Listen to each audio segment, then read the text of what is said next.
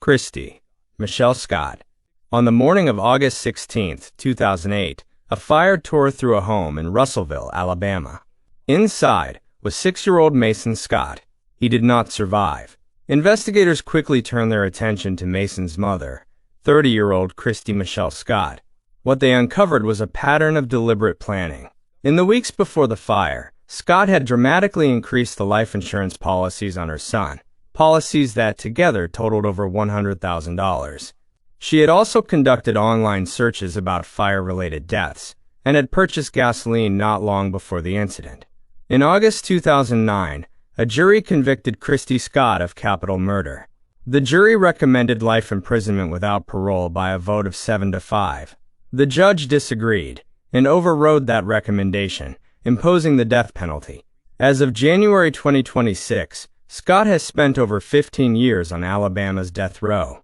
No execution date has been scheduled. Her case continues through the appeals process. Before we continue, if you're new here, welcome to Daily Crime Archive. Every case we cover is drawn from real court records and verified reporting. If this is the kind of content you want more of, a subscription goes a long way. Now, let's get into it. Patricia Blackman. On May 29, 1999, emergency responders were called to a home in Dothan, Alabama. They found 28-month-old Dominique Bryant, an adopted child, unresponsive. What the medical examination revealed was devastating. Dominique had a fractured skull, multiple broken bones, extensive bruising across her body, and, perhaps most disturbing, the visible impression of a shoe print on her chest. 29-year-old Patricia Blackman was arrested. Investigators determined she had inflicted the fatal injuries, though the specific motive behind the crime was never fully established. In 2002, Blackman was convicted of capital murder. The jury voted 10-2 in favor of the death penalty. The circuit court accepted that recommendation. As of January 2026, Patricia Blackman has been on Alabama's death row for over 22 years. Tiara, Capri, Goble. In 2004, emergency responders in Dothan, Alabama, responded to a call about an unresponsive infant. 4-month-old Phoenix Parrish was gone. An autopsy would determine he had died from blunt force trauma to the head, injuries consistent with severe shaking or violent impact. His mother, Tiara Capri Goble, was identified as responsible. In 2005, at 25 years old, Goble was convicted of capital murder and sentenced to death after the jury voted 10-2. Today, Goble was 44 years old.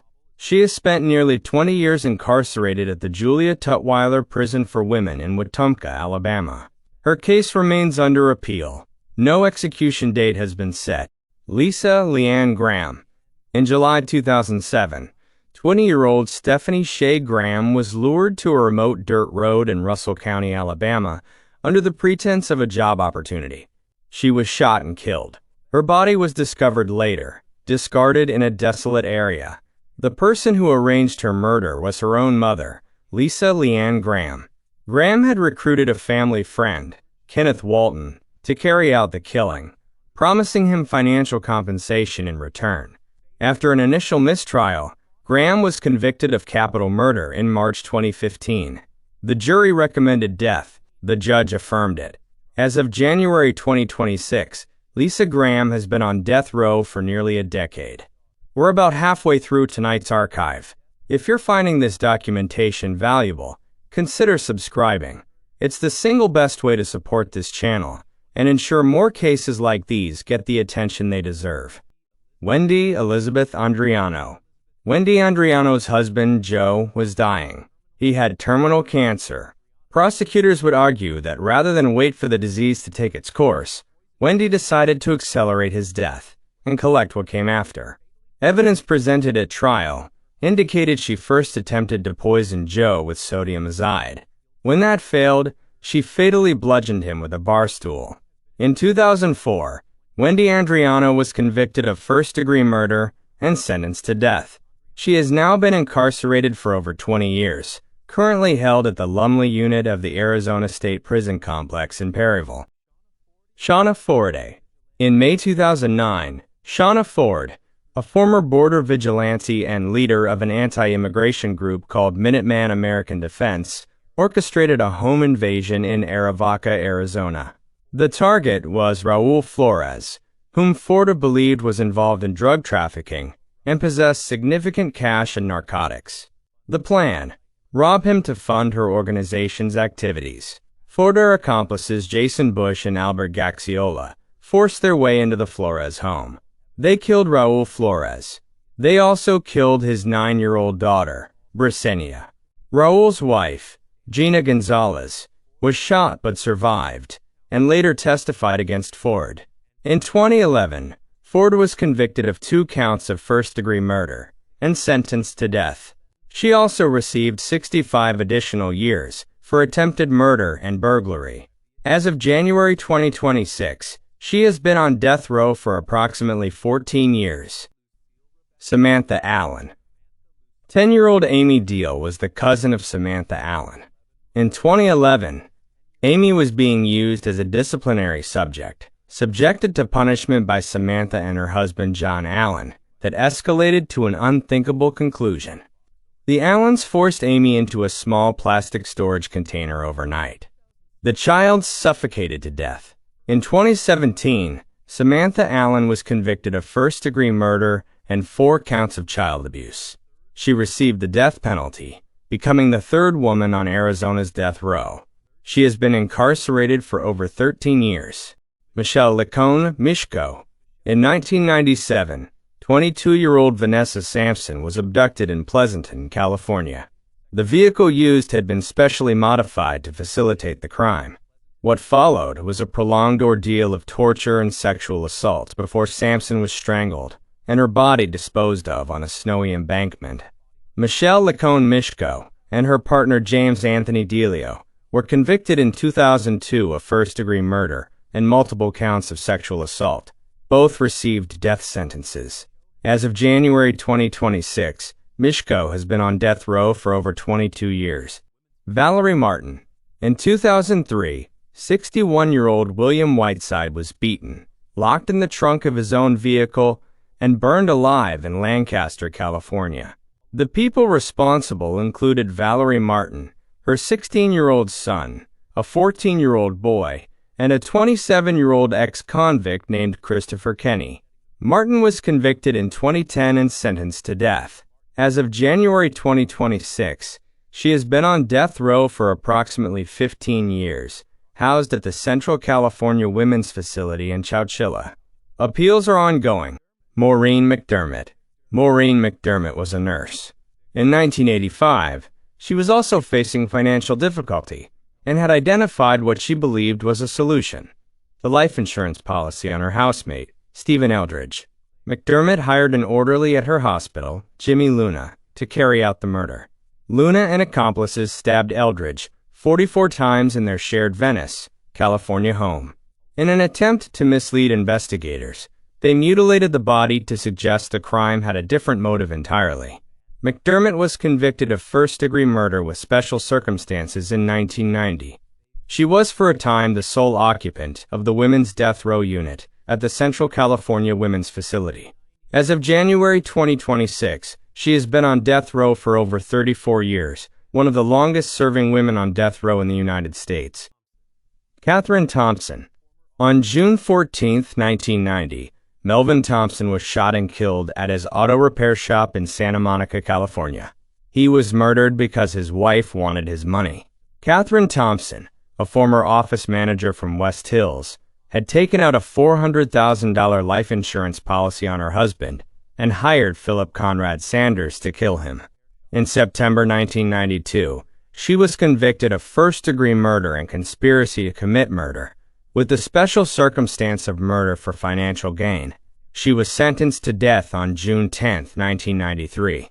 As of January 2026, Thompson has been on death row for over 31 years.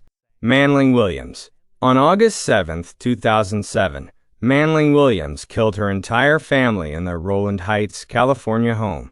She smothered her 2 young sons, Devin, 7 years old, and Ian, 3 years old, with a pillow. She then attacked her husband Neil with a samurai sword, inflicting over 90 wounds. In 2010, a jury convicted Manling Williams of 3 counts of first-degree murder. As of January 2026, she has been on California's death row for over 14 years. Sheree Lash Renner.